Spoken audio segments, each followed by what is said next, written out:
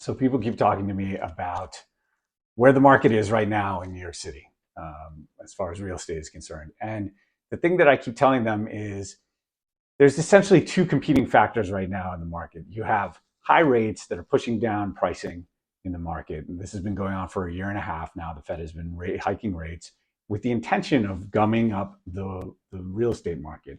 They're doing that successfully, right? The number of transactions, the number of closed transactions is down somewhere between 30 and 40% from 2022 to 2023. But the pricing has only come down maybe 5% or something like that.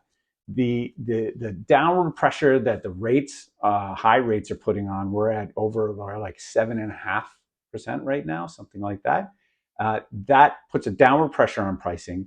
It has slowed down the market considerably, but prices haven't dropped 30 to 40%. Not that they ever do that in New York City, but they have dropped a little bit, and it seems to be on a downward, slightly downward trend.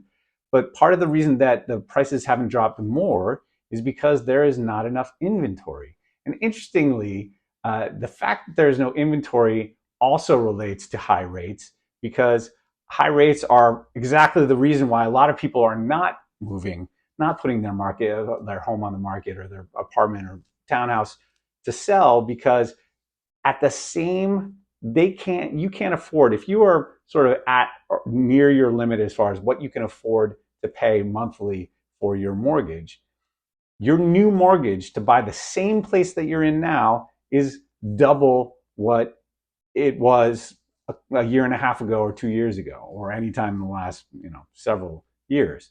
So that in and of itself is actually creating some of the low inventory and the resistance to actually putting things and transacting on the market.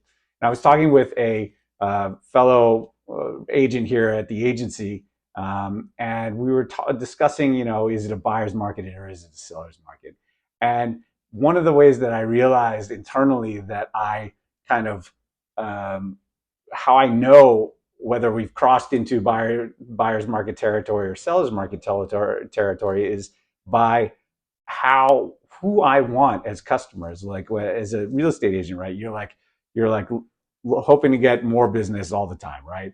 But sometimes you sit there and you're like, oh, I want buyers. And other times you sit there and you're like, I want sellers. I wish I had more sellers, or I wish I had, cash buyers, right? So the thing is that I find myself a little bit ambivalent about it. I feel like for sellers right now, it's still not the worst time to sell because there's low inventory and because prices, although they have come down from their peak in 2022, they're still historically very high.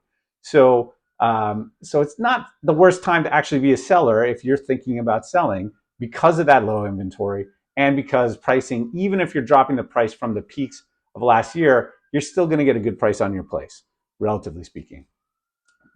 In this market, do I kind of wish I had buyers a little more than sellers? Maybe. And I think that probably reflects where we are in the market as well. We're a slightly buyer side, and I've been saying that the market is moving sideways and slightly down. And I think that is true for the last year, maybe a year and a quarter or so.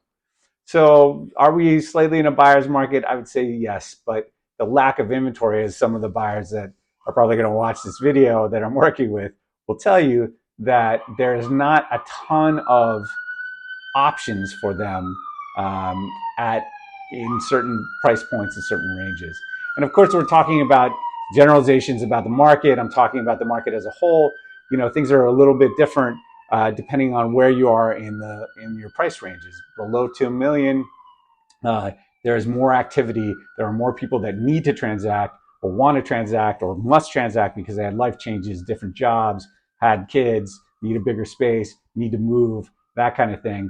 And in the high end of the market, we're seeing a great slowdown in the high end because there's a lot more optionality there. Even though on the high end, over 5 million, most of the transactions are actually cash. And so a lot of those transactions are not affected by rates. But people also recognize when the market has a certain momentum or they feel like they will probably get a better deal if as if they wait to buy for a couple of quarters or a year or something like that. So that's touching on a couple of different things there, but I hope that hits most of you guys. Rentals, if you're in the rental market, then you are dealing with as high prices as you've ever seen. The rental prices peaked. It seemed like they were coming down a little bit in the last few months, and then they went up again. But everything is slow enough that on the sales side, that there's a lot of demand on rentals in the city as well. So, and one thing I've been talking about too in some of my updates being at the agency here in New York, we deal with all price points, right? If you watch the Netflix show Buying Beverly Hills, you see these guys selling $60 million places, $40 million places, $100 million places, whatever. And that is all true. And that is very much a part of both New York City real estate as it is in LA and stuff like that. But I also do, and all the agents that I know here also do rentals. We do studios. We do small, like apartments below $500,000. We do, $1 and $2 million places, 1 and 2 bedrooms. And then we, of course, do, more expensive places as well.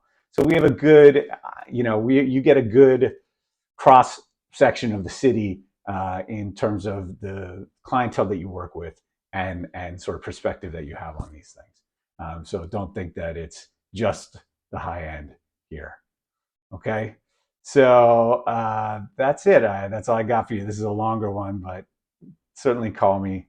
I'm always happy to talk about this stuff, answer questions about specific neighborhoods and specific price points.